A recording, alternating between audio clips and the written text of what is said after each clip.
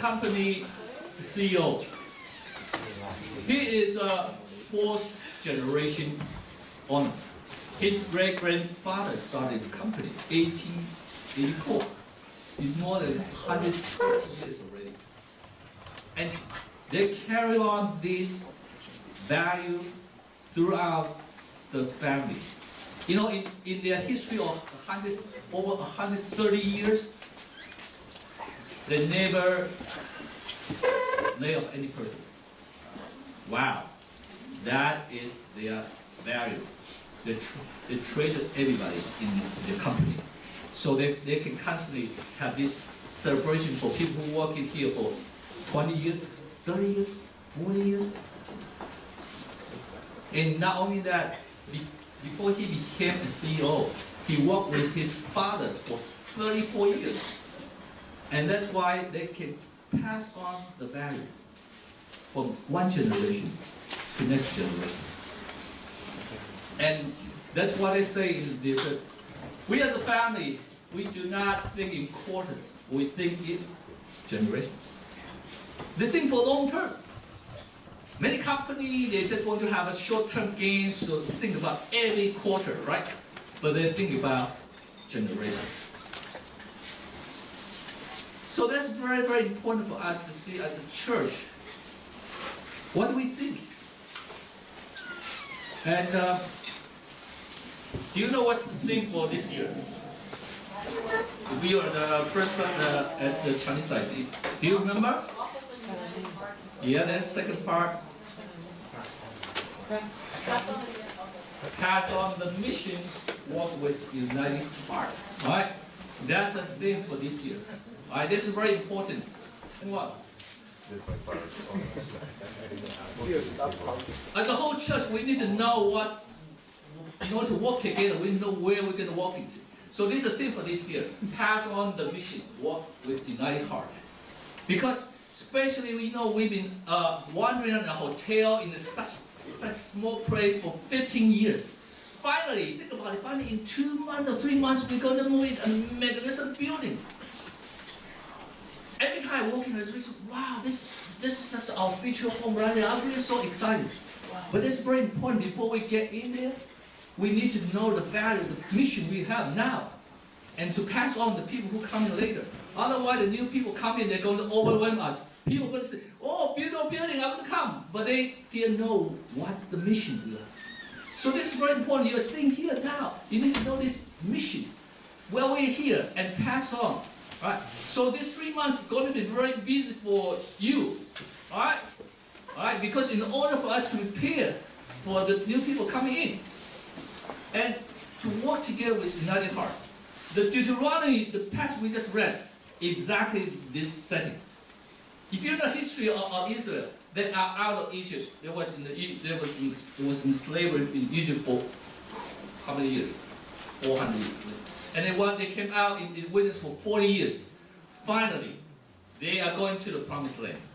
And Deuteronomy is the word of God to remind them, now you're going to the promised land. Remember what I teach you. Remember the word. So when you go in, don't forget. So this is exactly fitting for us to see how we can prepare to go in. So, you see, God's heart is also for generation. The passage we just read here, it said, verse 2, that you may fear the Lord, you and your son and your son's son. God wants to see your children, your grandchildren, great-grandchildren continue to worship Him. You all know God is God of Abraham, God of Isaac, and God of Jacob. So that's very important we pass on. We Chinese, we have this thing that's a 富不过三代. Remember? That means the rich man you cannot pass on 3 generations. Why? Because you all know that now there's what called 富二代, right? Your parent generation, your parents are so rich, so you got spoiled. You can do everything you want. Just look at the culture they bring in, right? So many people, many in China, they're just here to have fancy car, they have luxury items, and then got spoiled. And look at their children, what do they do? So it's our human nature. We just going to be lazy. We just going to enjoy. But God wants us to pass on generation to generation.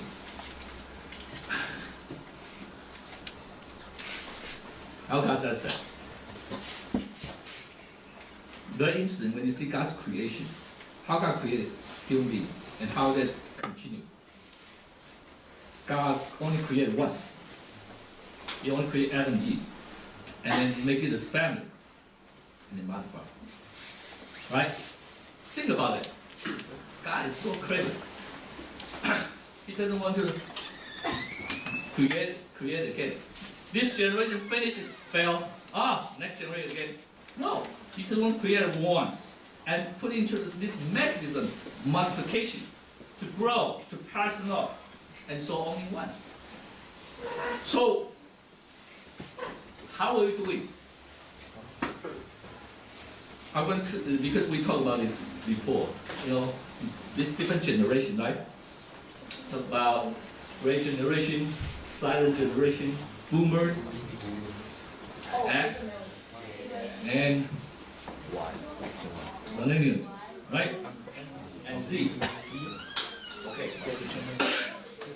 Now, you see, the focus here is millennials. Why? Because they 25% population, right?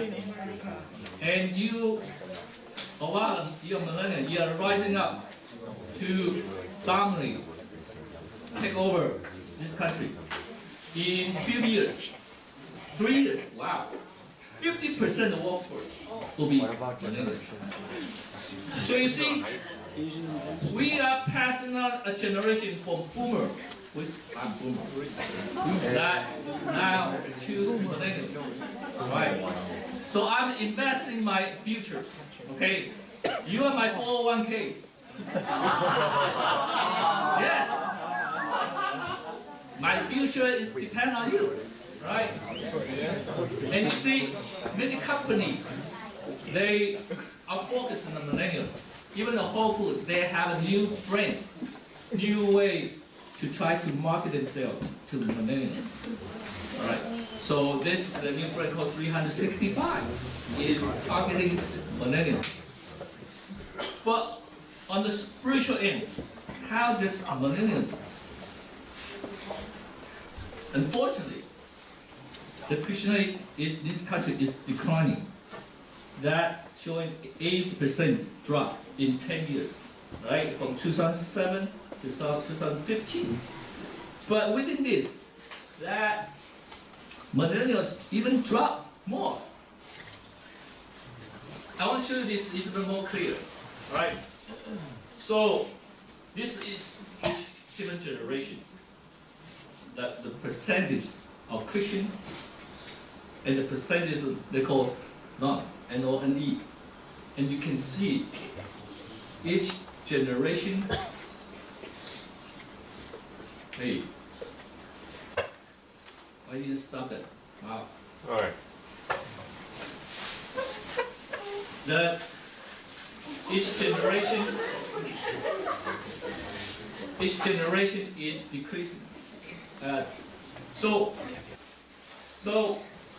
this is trouble. This is troublesome because that more and more are living Christianity. That means that parent generation didn't do a good job to pass on our belief to next generation. And that becomes the problem, is that more people away from that. Actually, that's a problem. They just from last year, November 7th, okay? They talk about the problem of the millennials. They said the kids are not right. American teens are anxious, depressed, and overwhelmed. Experts are struggling over how to help them. And you know, 20% of boys, 30% of girls, and this is really very low estimate, has problem. Maybe some of you experience this problem. So you see, when a country away from God's protection actually is suffering, and our children are suffering, You look at statistics, look at all this number. I said it before that we are not doing well.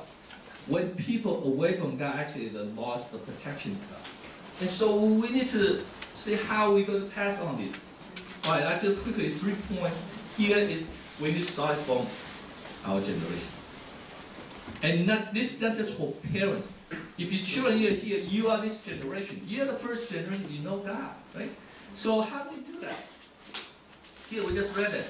Hear, O Israel, the Lord our God, the Lord is one. Hear, O Israel. This is very important for Jewish people. Let's say, Shema, Israel. Shema is listen. Okay, Shema Israel. The Jewish kids, every morning they wake up, they need to listen. They need to recite this. And I'll have this here. Okay, I talk about it later when we get to that. Alright, so first here, you need to, all this what I come to you today, you need to be on your heart. So in order for us to pass on, we need to, this generation, the parent generation, need to put Word of God on our heart first. And I think this is a problem for our generation. We cannot just blame on our children's side. Actually, many of us, as parents, we didn't do a good job to pass it on. And that's why our children are leaving. How? Christopher's mom said, our job is not to produce godly children, but to be godly parents first. As a parent, we often want to just focus on the children. Oh, you gotta do this, you gotta do this. But interesting, the Bill Piper said, the important thing is what not done in the church. The important is what is done, not done at home. That means in many people's home, we never talk about any subject about faith. And I can say it myself too. My parent, when I grew up, my parent sent me to church. But my father never said anything about church, any spiritual thing, because he is so busy. He was so busy, and it's something that's causing the problem. You see, why the young people leave? There's a 1% that will stay because they never talk about it. But it's 80% that will stay if at home we carry this conversation. So. This is very interesting statistic. If a teenager or youth come to church, only 3.5% possibility the whole family will come. Okay? So some of you here, your parents are not Christian, right? There's a chance only 3. How about the mother? If mother comes, what's the percentage? Higher, right? How high? 22%. But how about father come? 100%. I wish. 8.4.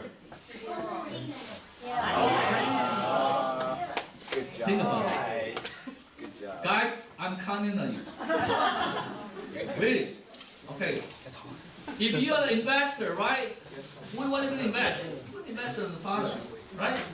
If you get the father, 93% whole family come. Yesterday I talked to our brothers meeting school. You know, that's really, we need to see that the importance. So I'm so glad that we have fathers here. Finally, we have a few fathers here. Tell the fathers, so you are very important, all right? And those future fathers, you are also very important, right? Right? So you see that we've been losing the game because we let go of the father. Father's busy, do all the things, that's just children come, mother come, and we lose this. So how can we grow? If you hold the plants on your hand, will they grow? Late? Also, there's water. This water bucket is not much water. That usually hold. Oh. Will they grow? Yeah. How will they grow? Good. Yeah, this is soil. And what is the soil? No, Nutrition. I'm spiritual. What is soil here means? Nitrogen, organic compound. Family. Family.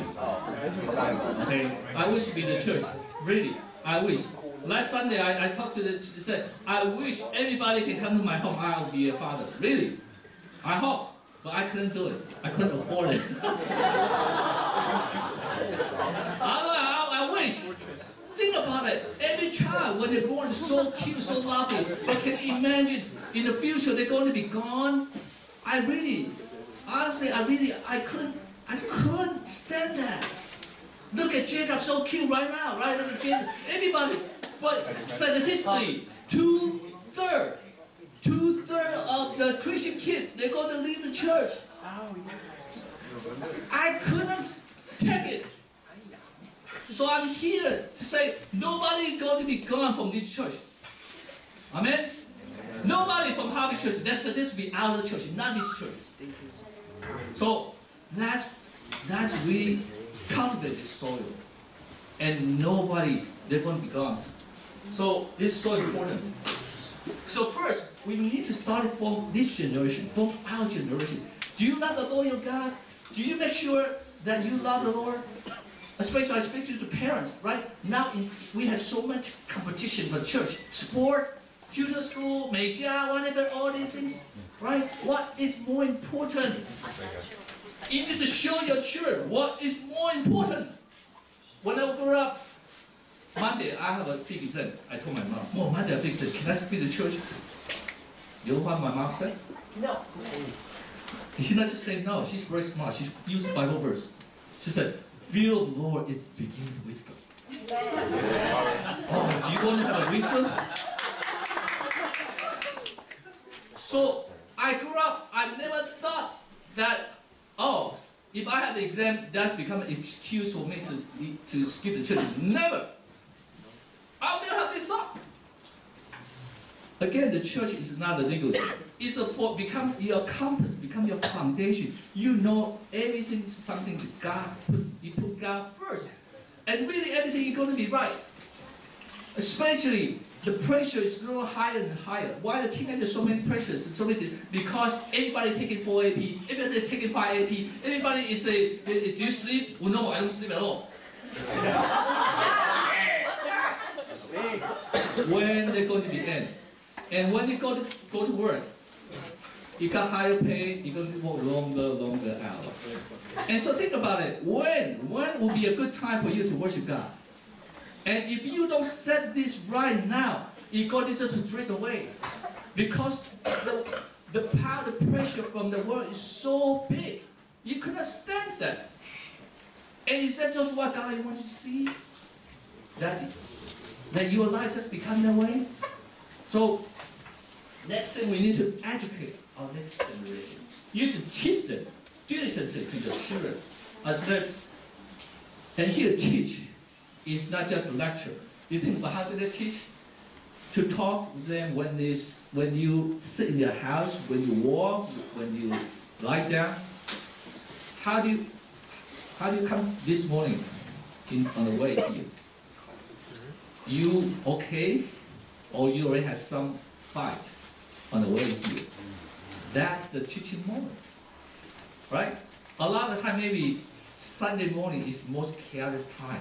Wake up, too late! Oh, and then on the way here, you can struggle and then probably another fight. But as soon as you come into the church, good morning, hi! It sounds like nothing happened, right? Oh, we are so lovely Christian, right? Ah, and you didn't know we just had a big fight. Ah. So the teaching moment is not just lecture, it's the way we live. How do we function? If you say Saturday morning, or Sunday morning is very important, then when you sleep Saturday night. Sunday worship started Saturday night, do you know that? Because you gotta go to sleep early. Otherwise you're gonna wake up late. If you have a very important meeting next next day, what would you do? You gotta make sure all the stuff you gotta prepare, right? What dress you gonna dress? You don't want to wake up in the morning. Oh, I haven't ironed my shirt yet, right? So that whole life is a teaching moment. You know, Jewish people that put this in the door frame. The verse that we just read, and I got this actually before. It's from an old mission center. That's a Jewish, very Orthodox Jews, and that is a door frame, and the inside. This, the Shema Israel, so tiny. This is Hebrew, okay? That's what they should memorize. But they take it so literally, put it in the door frame, and put it in the forehead. But that's just for us. Yeah, that's the same Bible verse on your forehead. Okay? But the main thing should be on our heart, right? Should be on our heart to live it out. So we need to teach the Word of God.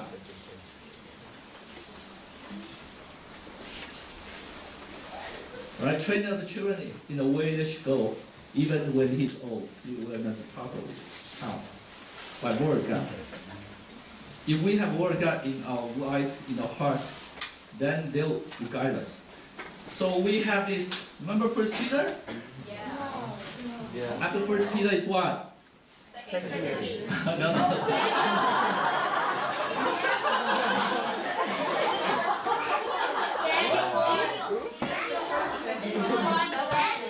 You are right, 2 Peter. Right. Oh, somebody is here. Right. Okay, Daniel, right? What's next? Matthew. Yeah, Matthew, finally. Here. Okay? Matthew is here. Right. Okay, don't take it lightly. I work very hard on this. Okay? And originally I said, Matthew is 28 chapters. Cut it half, 14. Well, I just couldn't make it. So only chapter 10. Right? Because we got started this week. I really couldn't make it. Right. So later on, we're going to have Sunday school class. And same thing. $2 a copy. It's not like I want your money. Alright? I want you to test. Yeah, you know, if you finish, and each Sunday we have a Bible verse you need to memorize. Remember that? Not this. If you finish all this, $2 will return to you. Okay? Wow, this is good smart investment, huh? If you do well, we have special reward. Okay? Alright? So, this is our weapon. This is our weapon. And I hope for the next couple months we dig into Matthew. This is a very simple book, right? And it's very basic. And I'm sure when you read Word of God that God will guide your path. Right? So if you, of course I hope everybody participates. Right? If you say, I'm not going to read it, then don't just take it home and put it on the shelf. Okay? So, and you got to bring it every Sunday. Alright? So starting from tomorrow, you got to start to read. Okay. Alright. Not just Word of God, we need to have a biblical worldview. Bible should guide us in any subject. Biology, geology, architecture, music, whatever. The problem in our nation is that we push just like Bible just in the church. When you go outside, you cannot talk anything. And this is very wide. So we need to carry this out. Recently, I just got a very good example. I've been back to Taiwan, and the last I went to Taitung. That's I didn't prepare silver. That's very, very like more. If you know from Taiwan, Taiwan used to be a most poor county, right? That nobody wanted to be there because the location and a lot of young people they move out. But a couple of years ago, very young Christians they become the mayor of the Taiwan county. They are very, very devoted Christians, and they started to pray as a mayor how they can change this county. In their office, once a week they have a prayer meeting. And you know that in Taiwan they usually very promote those folk religions. 八爷, 七爷, you know the type of, not even Buddhism, it's like pagan religion. They use it as a culture to promote tourism. So this wife started praying, say, God, give us something to replace that. And what happened? They won the competition from the central government, and they used the money to make the hot air balloon festival. I was there in place, but I went there just the day after they finished. I didn't know they have hot air balloons. The Sunday finished, we arrived on Monday, and this whole town is empty, and people were tired because they have. And they asked me, "Why are you coming this time?" They said they want to rest. Why you come? But I said that become a big thing for the place, and not only the whole county started to change. Now he is a 5-star mayor for the whole Taiwan. So you see, we need to have this type of Christian to go out to change the place. Not just like, oh, I'm a good Christian, I'm doing the church. Right? So we need to build this type of Christian warrior to know how to benefit the common good. And now many, many young people move back to Taiwan, and their financial balance is the best. A lot of counties in Taiwan, they just know how to give out the benefit, so they have big deficit. But they bring in a lot of new business in, so the entire Taiwan is totally different. So you see, that's a lot of potential for a young generation. You go out to check. All right, so that's something we need to, especially parents, what we enjoy with our children. You enjoy with, oh, my kid got into MIT, got into Harvard, Yale. Actually, I told him last week, if you say that, I'm going to be worried for your kids, and also going to worry about me. Because you know, all this good school, their values very, very, very humanism, very, very anti-Christians. And you don't have a firm foundation, you're going to go there to be brainwashed to change, and what you do, what you're going to do in the future, actually going to have trouble with me. So this is very, very important. We need to make sure our children are walking in the God's word, in the word delighted that you. Okay. Number 3. So we need to start from our generation. Number 2, we need to teach them.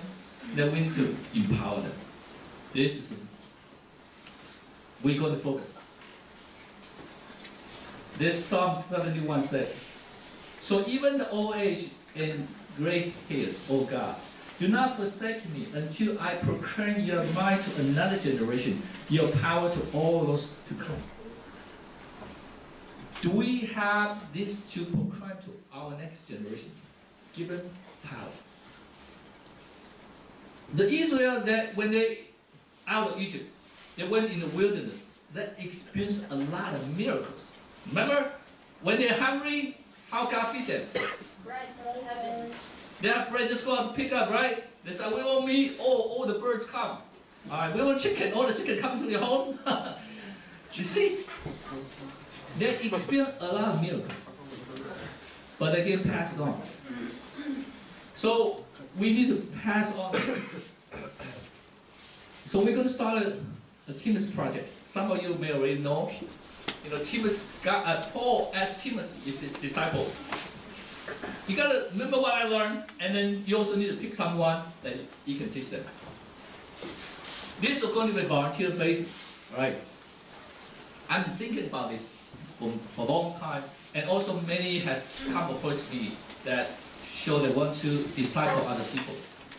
I'm also going to especially thankful for Agape group. Right, this Agape group we just started past September. Because we have a lot of college students, they go out, and oftentimes they go out, they lose connection, so that's why when they come back, they feel, oh, we don't belong to any group here, you have your group, right? So we, from September, we said we still want to have this called agape group, right? That's the name is itself. And Rebecca is group leader. Every Saturday, they have group chat. Like every Saturday, they connect everybody together and keep this group together. And they show this, say they want to disciple high schooler, younger generation. It's great, I was thinking about this, but I couldn't have enough manpower, mentor, right? So, I have some more detail here. This is going to be for the high schooler and above, okay? For you still young, parents still, we disciple you also, we don't have many mentors yet. This is going to be our first generation trial. Okay, so if you're interested to be discipled for the high schooler, come to me. Someone already going to help you. But we're going to do this for the next 6 months. Right? We don't want to drag it forever. Right? Don't think about, oh, if I connect with you again forever. No, we want to have a concentration for 6 months. We study Matthew.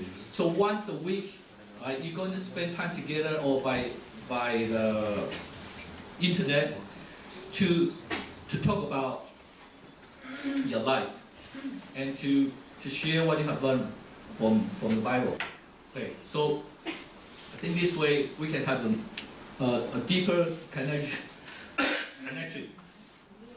Some they already sign up, so that's how next generation, right? You know, this year's iPhone, 10th year, right? You still remember only 10 years ago, the first iPhone came out. Now what's iPhone number now? Up to? Yeah. Think about it. Each generation's iPhone, do they need to start from scratch? No, right? They build it up. Yes. And that's the same thing. If we empower, add it up, the power will be much, much more powerful. You think about how many years they need to have first generation out. Because they start from scratch for first generation. But then the next generation, couple months or half a year, they get out because they build on the power from the previous generation. So if we start to add on the power from older generation, younger generation, they can prosper, they can be more powerful, much quicker. And that's what we should do. Alright, so yes, Saturday, if you missed the movie, I'll give you a link. I hope you watch that. If you were here, isn't it a great movie? Wonderful. Right? And they also talk about the discipleship, right? Older woman disciple younger woman, older men disciple younger woman. So they won't go through the problem, right? Again, right? So that's what we're going to do. We're going to have a double anointing. When Elijah passed on to Elisha, right? Elisha said, just give me double of your portion of spirit. So this mutually. The younger generation also need to be humble and say, give me your power, and the older generation said, I want to give you. Right? So we want to raise them up. I'm so proud of our winter retreat. These are our co-workers, right? So that I really see a younger generation rise up and what they can do, right? And this just partial speakers, right? Sorry, Thomas, I didn't take yours. I'm so focused on your preaching, so I missed the photo. We don't have a, you know why we do this? Because we don't have a budget. Sorry. But because this, I think our young people rise up, all right? But I have a picture here for you, Thomas, all right?